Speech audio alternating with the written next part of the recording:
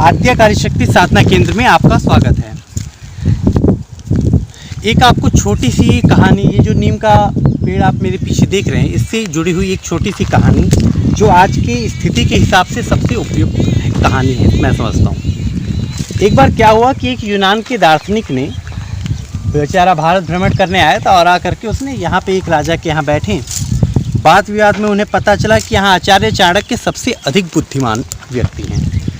तो उन्हें चाणक्य के पास एक व्यक्ति को भेजा कि इसका एक परीक्षण करते हैं, और उन्होंने एक व्यक्ति को भेजा कि तुम जाओ और तुम्हें कुछ नहीं कहना है, ना कुछ करना है, बस तुम्हें सिर्फ इमली के पेड़ के नीचे बैठना है। रास्ते में जहाँ कहीं भी इमली का पेड़ दिखेगा वहीं तुम रुकोगे। इमली की लकड़ी पे ही तुम्हें खाना बना के खाना है, चाहे तुम दाल बनाओ, चावल बनाओ, जो भी बनाओ, उस खाने में इमली जरूर डालना है। पानी पियोगे तो इमली मिला के खट्टा पानी पियोगे। और ये करते करते आप चाणक्य के पास पहुँच जाओ। वो व्यक्ति घोड़े पे सवार होकर के निकल पड़ा अपनी यात्रा के लिए। हर जगह उसने इमली का ही प्रयोग किया। जहाँ भी रास्ते में उसे रुकना होता था वो इमली के पेड़ के नीचे ही रुकता था। जहाँ भी उसे भोजन करना होता था वो इमली की लकड़ी पे ही खाना बनाता था। हर खाने में वो इमली डालने लगा। परिणाम क्या हुआ, पहुँचते पहुँचते उसका शरीर क्षीण होने लगा और बिल्कुल मरणासन अवस्था में जाके वो आचार्य चाणक्य के पास पहुँचा। उसने कहा, महाराज मुझे बचा लीजिए, अब हे आचार्य अब मुझे बचा लीजिए, मुझे कोई दवाई दीजिए जिससे कि मैं स्वस्थ हो सकूँ। चाणक्य ने उसकी स्थिति देखा और उससे कहा कि अब एक काम करो, तुम यहाँ से वापस जाओ और जहाँ जहाँ तुम्हें नीम दिखाई दे, मतलब नीम के पेड़ के नीचे बैठना, नीम के पेड़ के नीचे खड़े रहना, नीम की पत्तियों को चबा चबा के खाना, नीम की पत्तियों को, नीम के दतुअन से अपने दांतों को साफ करना, ब्रश करना, ठीक है। इसके अलावा जब आप खाना खा रहे हो तो नीम की लकड़ी पे ही चूल्हा जलाओ और अपने पानी में थोड़ी सी नीम की लकड़ी और नीम के पत्ते डाल करके रखो और उन्हें डाल करके आप उस पानी को पीते रहो। उस व्यक्ति ने कहा, महाराज कोई दवाई वाई तो दे दो, थोड़ी बहुत दर्द बंद हो जाए, मेरा बुखार चला जाए। चाणक्य ने कहा, कोई ज़रूरी नहीं है, तुम बस जाओ। उठ गया जवाब। वो व्यक्ति जाता है वापस लौट के यूनान दार्शनिक के पास। यूनान दार्शनिक उसे देखते हैं और बड़े आश्चर्यचकित हो जाते हैं। उन्होंने कहा, सच बताओ चाणक्य ने तुम्हारा क्या उपचार किया? उसने कहा, महाराज उन्होंने तो मेरा कोई उपचार नहीं किया, बैठ के पानी भी नहीं दिया एक कप।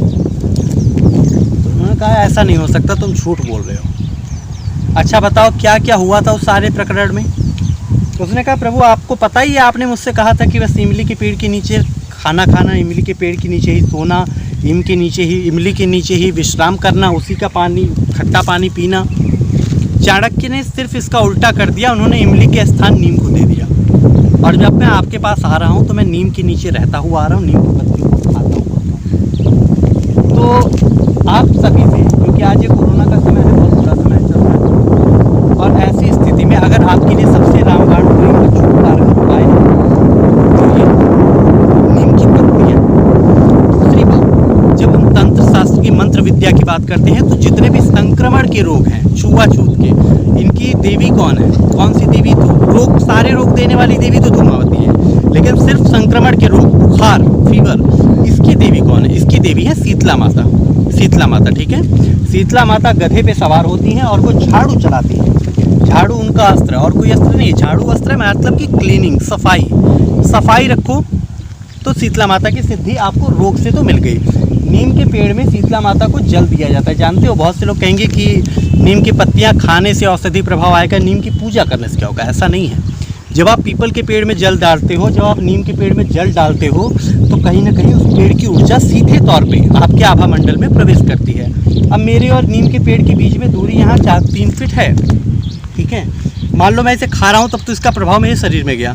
नहीं भी खा रहा हूँ, मैं सिर्फ इसको स्पर्श करूँगा या यहाँ जल गिराऊँगा या इसकी परिक्रमा लगाऊँगा, यहाँ बैठ करके मैं पूजा करूँगा तो मेरे आभा मंडल में ये प्रवेश करना, इसका आभा मंडल शुरू कर देगा। मतलब हम दोनों के स्थूल शरीर मिले उससे पहले हमारे आभा मंडल में एक संक्रमण होना चालू हो जाएगा।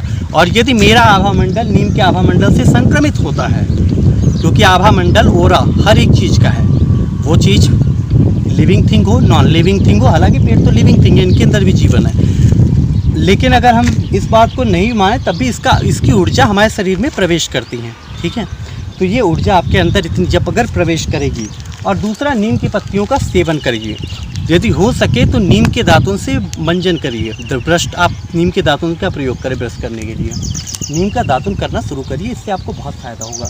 अपने पानी में घड़े का पानी पीजिए या किसी भी चीज़ का, उसमें थोड़ा सा नीम की पत्तियाँ डाल करके रखिए, 4 नीम की पत्तियाँ। एक बात और, जैसे खाना बनाते हैं तो खाना बनाने में हम लोग को यहाँ वैष्णव लोगों में विशेषकर चलन है कि हम तुलसी के पत्ते डाल देते हैं सब्जी में या चाय में या खीर में, किसी भी चीज़ में। उसी तरीके से अपने खाने में नीम की पत्तियाँ डाल के खाना पकाइए।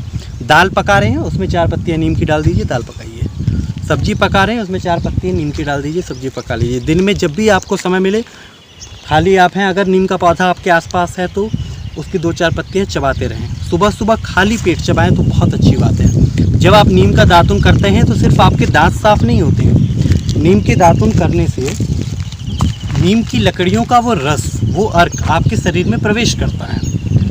दांत साफ हो गए वो तो एक अलग विषय है, दांत मजबूत हो गए, दांत के कीटाणु मर गए, ये एक अलग विषय है, लेकिन नीम की सत्व, उसका अर्क आपके शरीर में जाता है, ये बहुत बड़ी बात है। दूसरी बात, नीम के पेड़ में आप जल देना एक नियम बना लें और देते रहें, इससे आपकी बहुत अच्छी सुरक्षा होगी और कोरोना में आप सबल होकर के कोरोना को जीत पाएंगे, ऐसा मेरा विश्वास है। एक बात और कि यहाँ एक वायरल बुखारों के लिए ज़्यादातर 1-2 चीज़ें मैंने यहाँ कुछ लोगों पर आजमाया है करके, और कुछ वायरल चीज़ों में, जिसमें नीम की कुछ पत्तियों पे 2 लौंग और शहद लगा करके उसे पीस दिए।